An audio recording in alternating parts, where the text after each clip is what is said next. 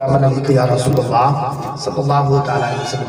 حضرات، یہ حضرت عمر فاروق ہے جن کے لیے جنت کی خوشخبریاں سنا دی گئی، جن کے لیے جنت ریزرو کر دیا گیا، جن سے اللہ اس کا رسول راضی ہے۔ خوف خدا کا یہ عالم، دل دکھ جائے تو کاغذ پر دستخط کر کے مانگ رہا ہے۔ اب ہم لوگ اپنا محاسبہ کیجئے، کون بوڑھی، کیسی ضعیفہ، نہ رشتے میں ماں لگتی ہے، نہ خاندانی کوئی رشتہ ہے، لیکن عمر نے ایک مجاز، ایک میسج دیا۔ ہم لوگ گریبان میں سے ڈال کر سوچئے، آج کل تو ہم لوگ آئے دن اماں ابا کا اتنا دل دکھا رہے ہیں صاحب۔ آج کل ہم لوگ اپنے اماں ابا کا، اپنی ماں، اپنے باپ کا آئے دن اتنا دل دکھا رہے ہیں۔ کوئی معاشرے میں ایسا بیٹا ہے جس نے اپنے اماں سے لکھایا ہو، یہ اماں لکھ دو، یہ ماں لکھ دو، اگر آپ راضی نہیں ہوں گی تو خدا راضی نہیں ہوگا۔ ہے کوئی بیٹا ایسا؟ ہم لوگ واقعات سن رہے ہیں، تقریریں سنتے ہیں۔ حضرت عمر فاروق کی زندگی سے اپنے اندر بدلاؤ لانے کی ضرورت ہے۔ ہمیں عمر فاروق نے ایک مجاز سے ایک سندیش دیا کہ کوئی معمولی سا آدمی، معمولی سی کوئی عورت سے بھی اگر دل شکنی ہو جائے، اس کا دل دکھ جائے، اس کے ساتھ معافی نامہ زبانی نہیں تحریری ہونا چاہیے۔ آپ سے میری گزارش ہے، ہم لوگ سب سے پہلے تو اپنی اماں ابا کو خوش کریں گے۔ سب سے زیادہ یہ بیماری ہے، 5 بیٹا مل کر ایک اماں ابا کی کفالت نہیں کر پا رہا۔ اماں ابا فٹ بال ہو گئی ہیں، ان کا حالت اتنا خراب ہے کہ بیچاری سمودائے بھون میں رہنے کے لیے مجبور ہے، بھیک مانگ رہی ہے۔ سب سے پہلے ہمیں ضرورت ہے کہ ہم اپنے والدین کا دل نہیں دکھائیں۔ حضرت عمر فاروق کی اس واقعے سے ہمیں اپنے اندر بدلاؤ لانے کی ضرورت ہے۔ لکھوائیں پہلے آپ، ورنہ جتنا آپ کر رہے ہیں نا پورا دھوم مچا ہوا ہے، وہ زکوٰۃ دے رہے ہیں، فلاں صاحب وہ خیرات دے رہے ہیں، وہ یہ کر رہے ہیں۔ سب سے پہلے اپنی اماں اور ابا کو ہم راضی کریں۔ ان کی رضامندی اللہ کو راضی کرنے کا ذریعہ ہے۔ جب والدین راضی نہ ہوں گے تو پھر حالات بد سے بدتر ہیں آپ کے۔ اور سن لیجیے، ہم لوگ تو بڑا ہنگامہ کر رہے ہیں نا کہ میرے دن خراب آ گئے، حالات بد سے بدتر ہو گئے۔ آج حالات کے خراب کرنے کے ذمہ دار ہم ہیں، اس کے قصوروار ہم ہیں۔ آج میری دعاؤں میں اثر ختم ہو گیا ہے، میری دعائیں رنگ نہیں لا رہی ہیں۔ آپ نے کبھی غور کیا ہے؟ آج خانقاہوں سے دعاؤں کا اثر ختم ہو گیا، آج امیر کی امیریت والی دعاؤں میں اثر ختم ہو گیا، پیر صاحب کی دعاؤں سے اثر ختم ہو گیا، مرید صاحب کی دعاؤں میں اثر ختم ہو گیا، نمازی کی دعائیں اثر نہیں لا رہی ہیں، حاجی کی دعاؤں میں اثر ختم ہو گیا۔ اس کے ذمہ دار ہم خود ہیں۔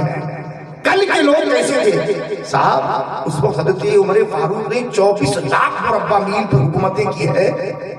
معمولی سا لباس پہ کئی پیون، اینٹ کا تکیا، معمولی سے چٹائی پر سونا، ایسی بوریا نشینی میں حضرت عمر نے 24 لاکھ مربع میل پر حکومت کی۔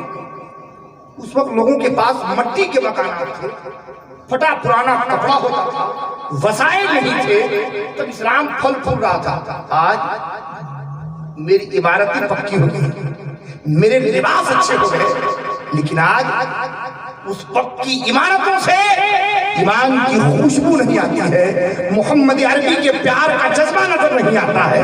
آج لباس اچھے ہو گئے، اس لباس کے اندر سے اخلاق کی خوشبو نہیں نظر آتی ہے۔ مسلمانوں کے گریبان میں سے ڈال کر سوچو، ان تمام چیزوں کے ذمہ دار ہم ہیں۔ اس وقت کے مسلمانوں کی کوالٹی کیا تھی، موجودہ وقت کے مسلمانوں کی کوالٹی کیا ہے، اس واقعہ سے بھی آپ اندازہ کر سکتے ہیں۔ حضرت معروف کرخی بڑے پائے کے لیے، حضرت معروف کرخی کیسے تھے وہ لوگ؟ خواجہ غنی نواز آئے ہیں، 90 لاکھ لوگ، کتنے لوگوں کو؟ 90 لاکھ لوگوں کو۔ ابھی تو ایک بار میسج کرتے ہیں یوٹیوب پر چلے گئے، نیٹ کا دنیا ایک بار ابھی یہاں پورا پوری دنیا میں پھیل جائے گا۔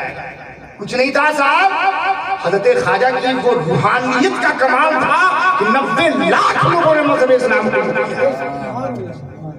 آج ہم لوگ ہیں، آج تو ڈرتا ارے صاحب مسلمان ہے نا تو سمجھ کے رہیے گا تو کھاتا خسرہ بدل دیتا ہے، یہ امانت پہ خیانت کرے گا، یہ گھوٹالہ کرنے والے لوگ۔ میری کوالٹی اتنی خراب ہو گئی، ہمیں اپنے اندر سدھار لانے کی ضرورت ہے۔ اس وقت کے مریدوں میں پیر کو اپنے مرید کا پتا ہوتا تھا کہ مرید کتنا پاک ہے، بڑی امیدیں ہوتی ہیں۔ حضرت معروف کرخی کی خانقاہ ہے، حضرت معروف کرخی کی خانقاہ میں کچھ لوگ آئے، حضرت معروف کرخی کی خانقاہ میں کچھ لوگ بیٹھے ہیں۔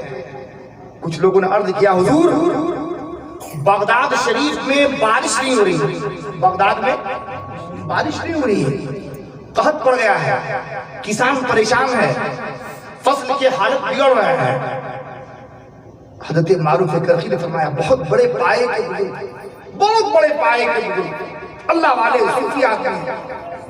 آپ نے فرمایا ان لوگوں سے جن لوگوں نے کہا کہ بارش کے لیے دعا فرما دے، معروف کرخی نے فرمایا کہ سنو سنو، مجھ سے دعا مت کراؤ، میرے خانقاہ سے باہر ایک کرانہ دکان والا رہتا ہے۔ کون رہتا ہے؟ کرانہ دکان والا۔ میرے خانقاہ کے باہر ایک کرانہ والا ہے، اس کے پاس ضرور دعا کروا۔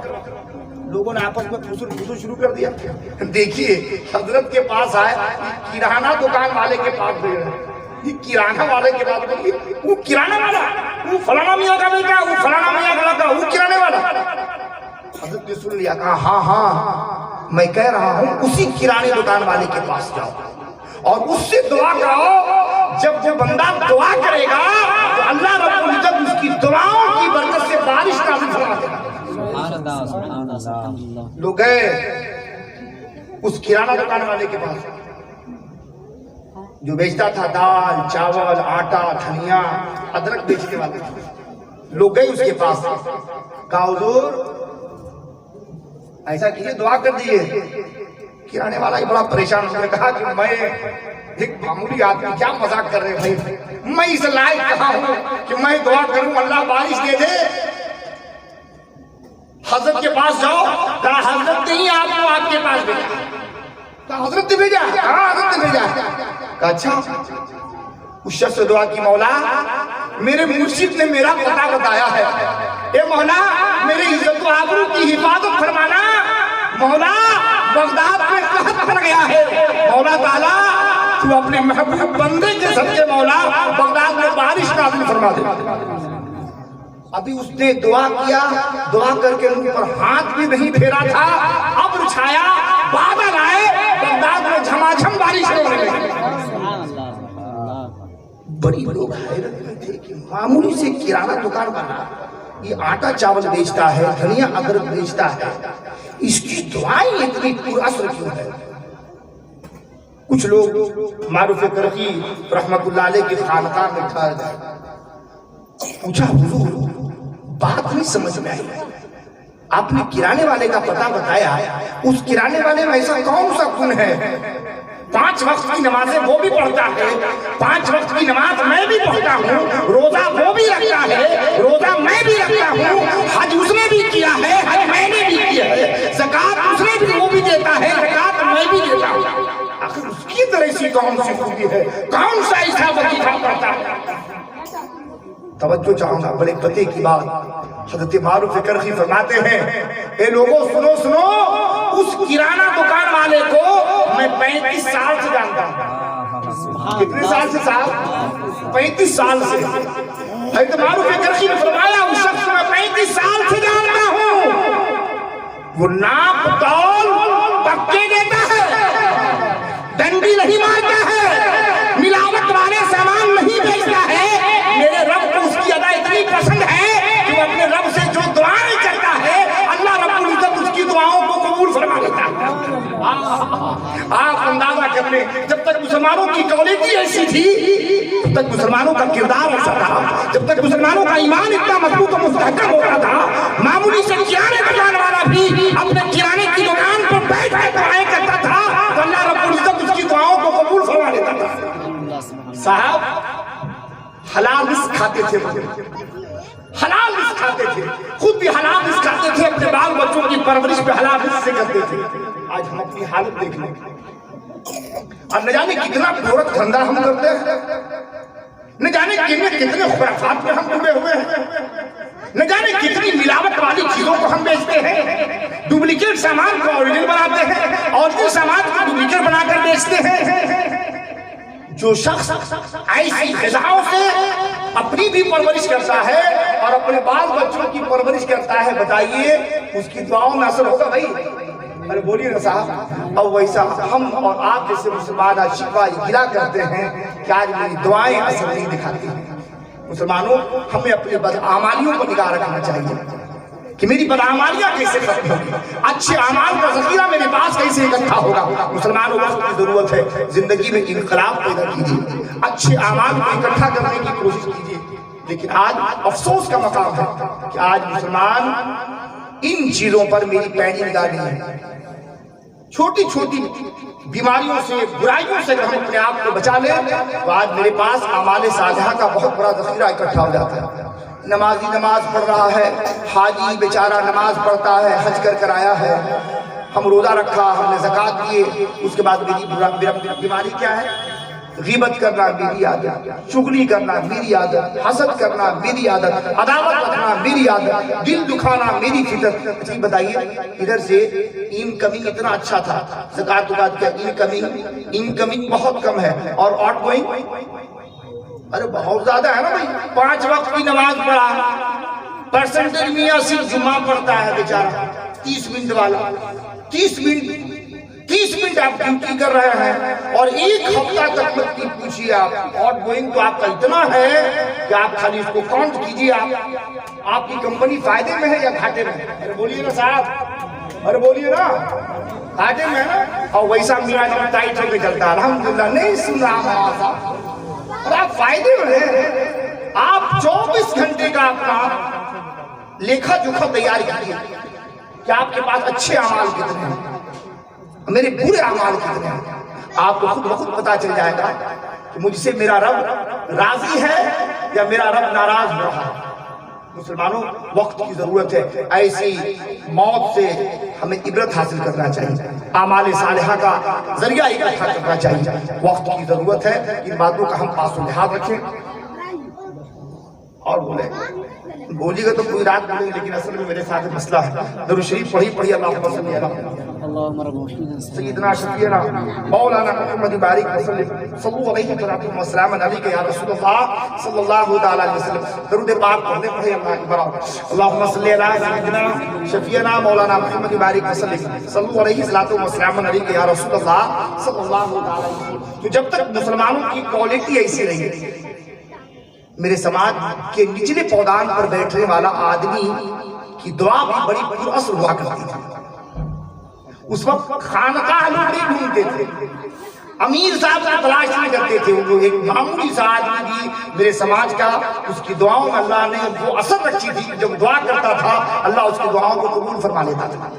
آئیے، دین اور مذہب اسلام ہم جیسے لوگوں سے پہلا یا ہم جیسے لوگوں سے پہلے گا نہیں، ہمارے کارنامے ویسے نہیں۔ آپ آئیے، بزرگوں کی نگاہوں سے، ان کی محنت سے، ان کے اخلاق و کردار سے دین پھیلا ہے۔ آپ آئیے، بارگاہ امام احمد بن حنبل میرے چلتے ہیں۔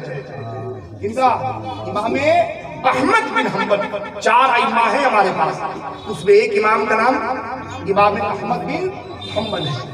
حضرت امام احمد بن حنبل کا انتقال ہو جاتا ہے، غور سے سنیے گا، امام احمد بن حنبل کا انتقال ہوتا ہے۔ بغداد میں کی جامع مسجد میں اعلان کیا گیا کہ مسلمانوں کے بہت بڑے امام احمد بن حنبل کا انتقال ہو گیا ہے، ان کے جنازے کی نماز بعد نماز ظہر ادا کی جائے گی۔